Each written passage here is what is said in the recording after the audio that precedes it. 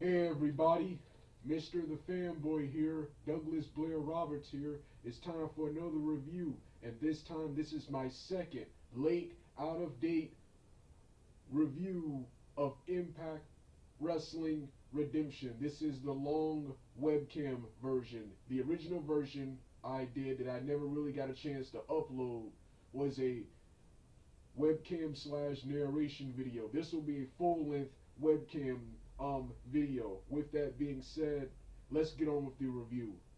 Impact Wrestling Redemption.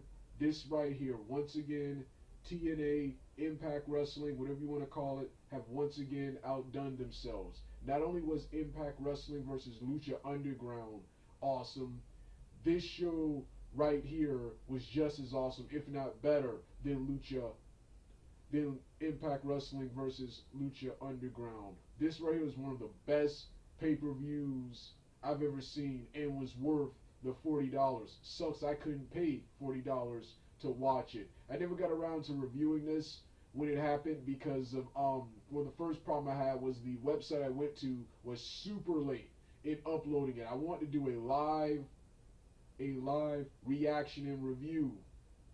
I wanted to debut that type of video with this review, but I couldn't do that because the website went to took forever to upload it. Took forever to upload it, and all they did was steal it from the fight.com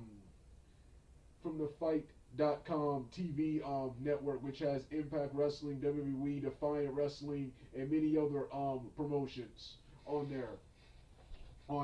So like I said, that took forever, and then when I finally got to watch it, the show was just so awesome that I was just too lazy to review it. And I kept putting it off and putting it off and putting it off.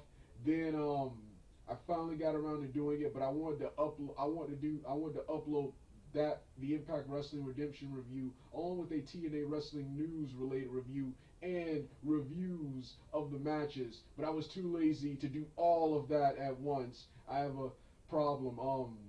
I have ADHD. I can't focus on one task at one time. I have to constantly try to multitask, and sometimes things just never get done. So that's the problem with that. Why this review is late.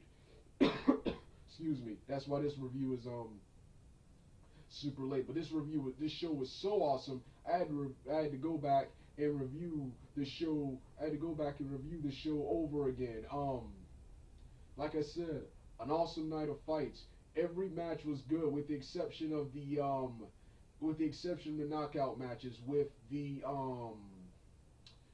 X Division six-way match, the X Division Championship match, the House of Hardcore match, and last but not least, the main event were matches of the night.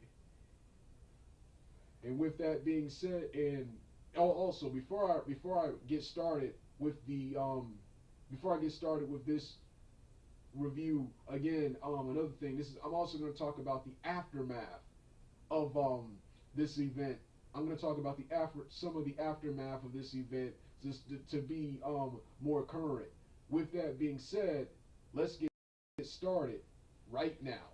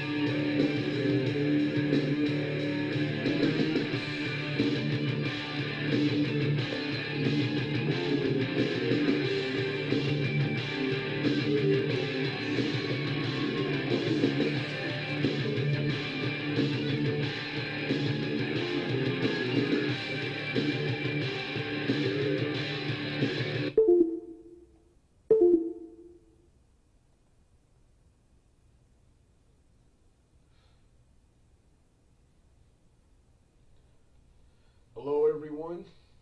This is the full-length review, webcam review portion of this review. Another reason I took forever to upload I took forever to do this review was because I also didn't get to use the entrance song I wanted. Since Pentagon Jr. won the World Heavyweight Championship in the main event, I loved his Impact. I like his Impact Wrestling theme. His Impact Wrestling theme is my opinion, the best theme he's ever had. It's much better than Perot's, the AAA theme, and I can't remember what his Lucha Underground theme was, but I think his Impact Wrestling theme was the best. Impact Wrestling hasn't released that yet, so instead I used something very similar to his theme, and that was WCW's Vampiro's theme. For those of you who are wondering what that theme was, that was professional wrestler Vampiro's theme in WCW. His first theme, he had three. So yeah, that's what that was. But let's get on with this awesome show. You started the night off with an awesome lucha libre wrestling match between Drago and Aerostar. Phenomenal, pure wrestling lucha libre match. Lots of awesome maneuvers by both men. Um, both men. The match ends when Pentagon Jr. hits the a springboard a springboard knee breaker to Drago. I keep forgetting what that move called, but it was sick. Another cool move in the match was when Aerostar, who most of the cool maneuvers were from him, who jumped off the top rope, then hit his move where he dives off backwards like a torpedo. So yeah, awesome match, awesome fight to start the show. Like I said, I like how Scott D'Amore and Don Callis succeeded where Dixie Carter failed, and that was establishing relationship with Lucha Underground, something they couldn't do under Dixie Carter's reign on TNA. So like I said, phenomenal match. I wanted to see Rosemary and Talia Valkyrie, but instead, I think Rosemary is hurt. Rosemary is hurt. That's why she was here. So instead, Kiera Hogan took her place, and this was an okay match, but this is something that should have been on Impact, not a pay-per-view. Not a pay-per-view. Like I said, the knockouts were the worst matches of the night. The knockouts were the worst matches of the night. And it's like I said, this match wasn't bad. It's just something that shouldn't been. Just something that shouldn't have been on Redemption, and Rosemary was hurt, which killed the match. After all the build-up Rosemary and Valkyrie did, including the cool final deletion fight they had, I was really looking forward to them turning it loose here on Impact Wrestling Redemption, but Rosemary got hurt. A plus of this match was the debut of Tully Blanchard's daughter, Tessa Blanchard, who she was awesome on commentary. One of the things that made this match bearable. Then, of course, next, you got, oh yes, the tag team title match between Eli Drake and Scott Steiner taking on the defending champions of Ortiz and Santana, LAX, man. There's a storyline before the match that I actually missed during my initial viewing of this pay-per-view, because I was ready for them to get to the next match, which I'm about to talk about. But that was Conan was missing. Conan was missing, and that was a very important piece because I was surprised at how easy Steiner and Drake beat LAX. I'm surprised they beat them clean. How clean they beat them. But this was consistent with the storyline before this fight, with Conan being missing, causing the LAX members, Ortiz and Santana, not to be able to focus in this match. But this was a pretty good fight right here. Scott Steiner performed well, hitting suplexes on everyone, and even hitting his cool flatliner maneuver on one of the Ortiz brothers. Then of course you had I can't remember, did he use the Frankensteiner? I think he did. Then of course you got what's the other guy's name? Oh yeah, then you got Eli Drake reversing his maneuver right when it's over. Like I said, I was surprised how clean it was. Eli Drake pushed one of the LAX members. I think he pushed Ortiz off the ropes. Then he hit the gravy train, his finisher, onto Santana to win the tag team championships. Like I said, I was surprised how clean this match was. I was surprised how clean this match was. I figured that LAX would win and Scott Steiner would turn on Drake here, but they won. There was also a hilarious promo with Petey Williams talking about how he was gonna win the title, tonight, and he did some math, and Scott Steiner came by and introduced himself to his math. It was scary to see Scott Steiner smiling. That was the funny part, seeing Scott Steiner happy and smiling. That was the funny slash scary part. Next was what else? Oh yes, get to the match I wanted to see. You know how excited I was. I never got to do a prediction video on this event, but one of the matches I wanted to see was Brian Cage versus El Hijo del Fantasma, Trevor Lee, Desmond Xavier, DJZ, and last but not least, my boy Taiji Ishimori. And boy, was this an awesome match with every man performed great in this match. But you know the MVPs were Desmond Xavier, DJZ, Trevor Lee, who was an awesome heel, who has some awesome heel psychology in the match, and of course, my man, Brian Cage. I just came to see that one spot where he destroys everyone. I love the mixture of styles. Love Brian Cage. Brian Cage is the new.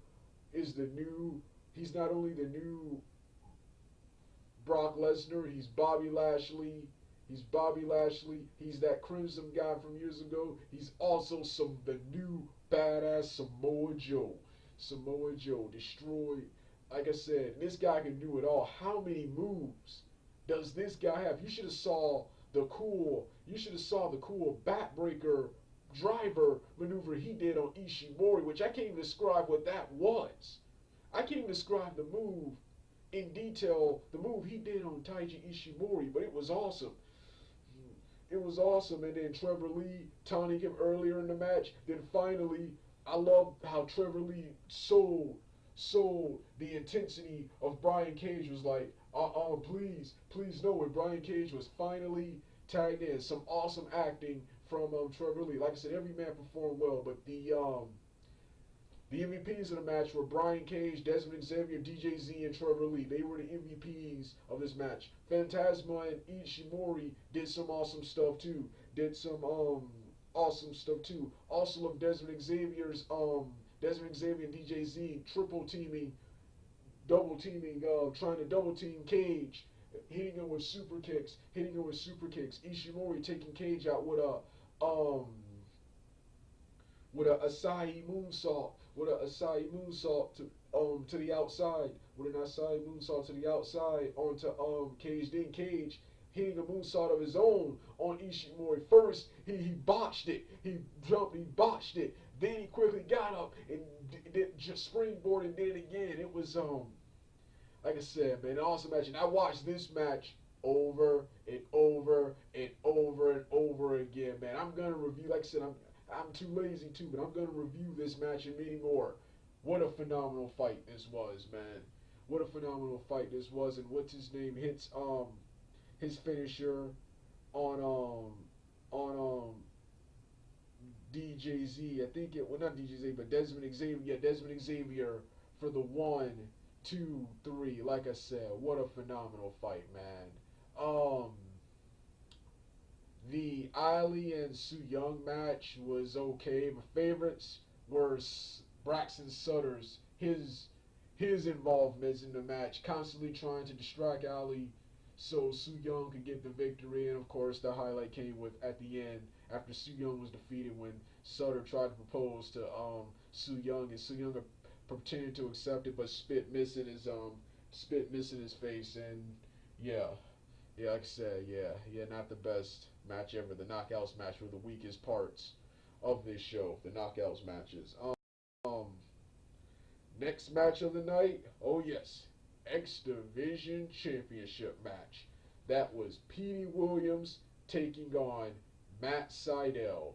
What a phenomenal fight. What a phenomenal pure wrestling match this was, with Petey Williams controlling most of the match. The crowd, they weren't into the first several minutes of the match, but towards the middle and end, they started to get into it. They were heavy for Petey Williams to win night. Hey, and I wanted Petey Williams to win too. I was actually mad when he lost. After this performance, I wanted Petey Williams to win, but both men performed well. I also love the brand new finisher. I also love the moves Petey Williams did in the match. He did a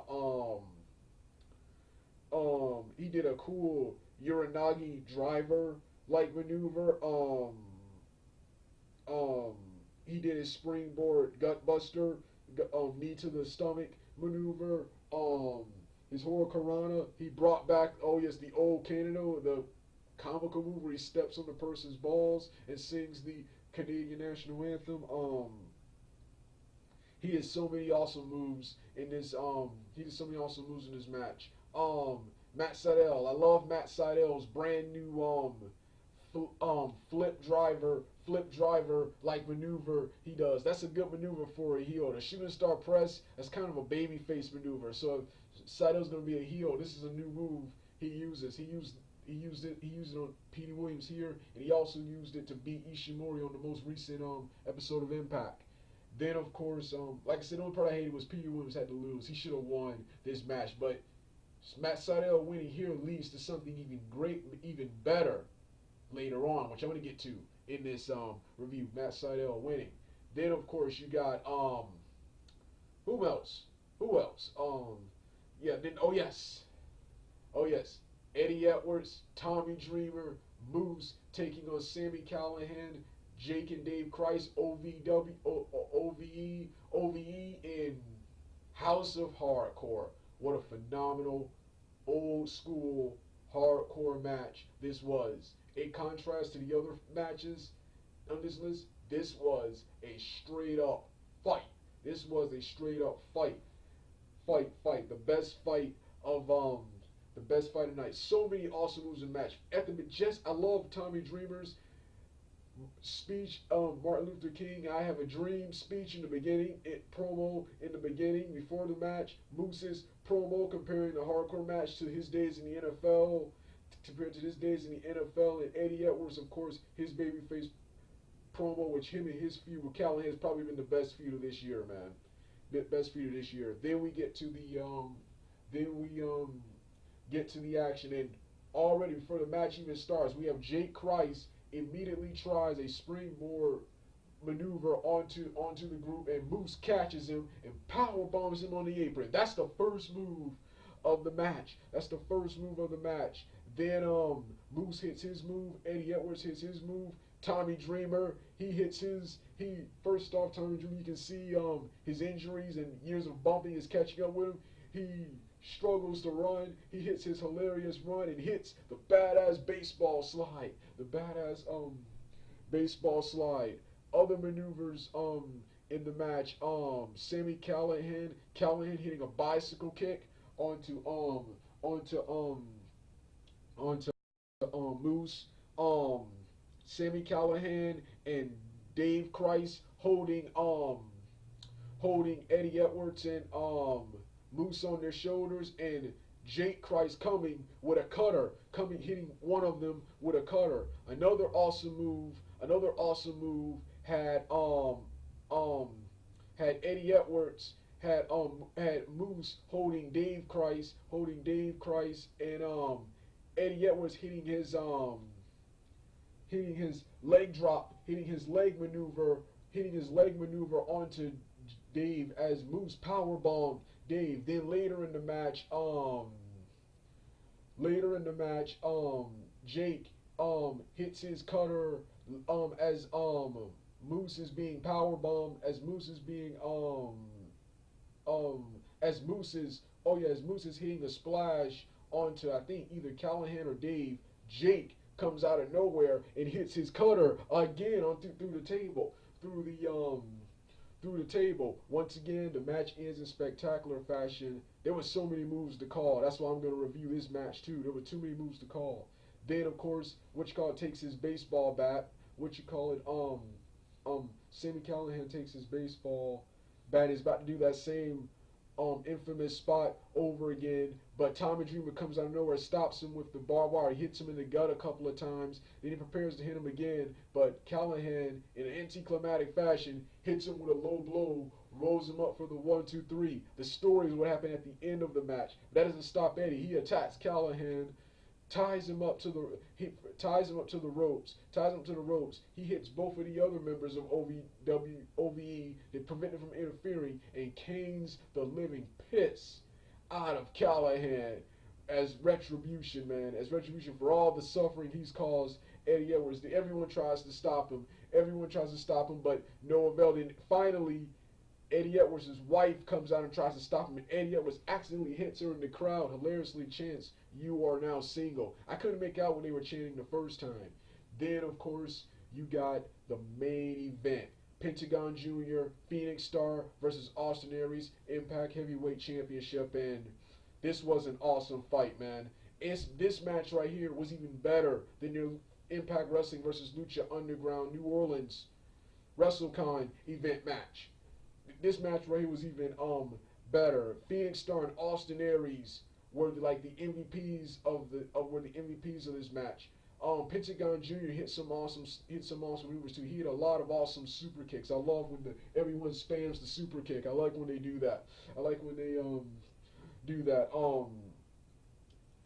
Pentagon Jr. hitting a corkscrew maneuver onto you had Phoenix Star hitting a corkscrew maneuver onto Pentagon. Austin Aries hitting a springboard Hurricanrana just like Rey Mysterio and Ultimo Dragon back in the day onto Pentagon Jr. at his age hitting that. Then trying a suicide dive later in the fight. Instead of when he comes in contact, he immediately turns that into a brain buster. And after so much action, the fight ended in spectacular fashion. Much to my surprise, when I was seeing it the first time, ends with Pentagon Jr. hitting the move I was waiting for, the armbar, the brutal armbar, then hitting his Pentagon driver onto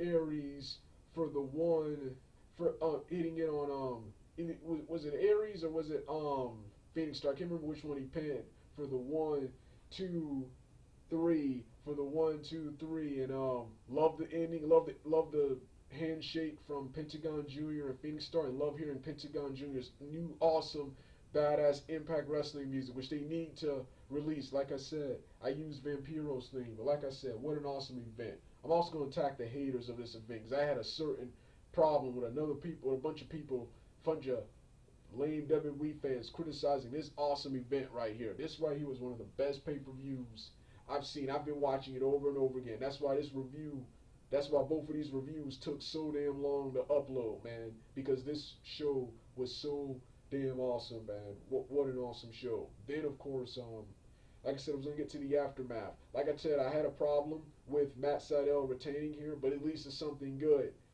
Not only did it lead to an awesome Impact Wrestling match between him and Ishimori, a rematch between him and Ishimori this past Thursday, it also leads to a feud with Brian Cage and a brand new alliance with Jimmy Jacobs and Kongo Kong. So it leads to awesome stuff. And then next week there will be a number one contenders match. With the winner facing Matt Sydal for his X Division Championship. Then of course I love this new badass, insane, unstable, edgy tweener character Eddie Edwards have. There are people who in real life who angered me, who just make you lose it, just like Eddie Edwards. I love this character, love this storyline. You set the stuff in the hospital. You're gonna Grado is making his return to Impact Wrestling, is making his return in the upcoming weeks, and you got caning the crap out of him. You got Eddie Edwards telling Tommy Dreamer to get his fat ass out here, caning him. Like I said, a new tweener, edgy Eddie Edwards, man. Eddie Edwards, man. Love this storyline. To me, Callahan has been the best storyline in Impact Wrestling. This has been the best feud in Impact Wrestling. Yeah. Then of course, I hated that Scott Steiner and Eli Drake had to lose the titles so quickly. They're gonna lose them. They're gonna drop them to I think it's DJZ and Andrew Everett.